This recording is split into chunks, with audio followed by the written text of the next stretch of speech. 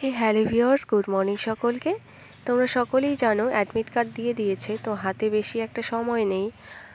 আর এবার তো run, medical, re-medical, তার সাথে ডকুমেন্টস ভেরিফিকেশন সবগুলোই একসঙ্গে করানো হবে।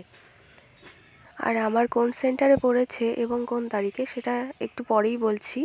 তার আগে একটা ভালো কথা হচ্ছে, এর আগের বার যে সেন্টারে আমি কমপ্লিট করে এসেছি, আমার সেই সেন্টারে এইবারও পড়েছে। তো তোমরা স্ক্রিনে দেখতেই পাচ্ছ আমার 5/11/2024 সিআরপিএফ শিলিগুড়ি গ্রুপ সেন্টার এখানে পড়েছে।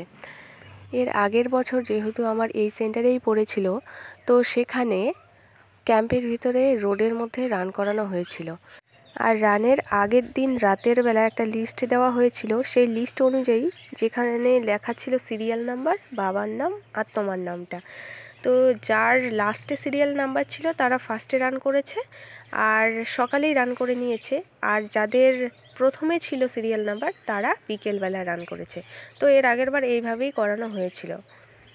তো যারা নতুন একদমই ভয় পাবে না, কারণ সেখানে সব কিছুই বলে দেওয়া হয়, কতটুক তোমরা রান করবে, কোথা থেকে শুরু করবে, সব কিছুই।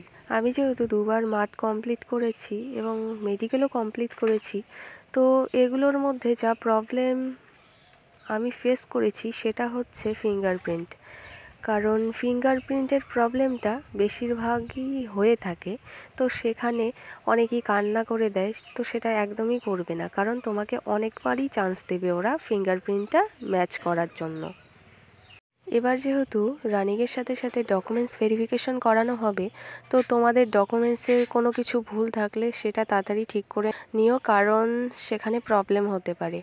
আর যাদের তোমাদের ডমিসাইল আর সেন্ট্রাল এসি বানানো এখনও হয়নি, তোমরা তাড়াতাড়ি করে বানিয়ে নিও। তোমাদের আরও কিছু জানার থাকলে অবশ্যই কমেন্টে জানিও।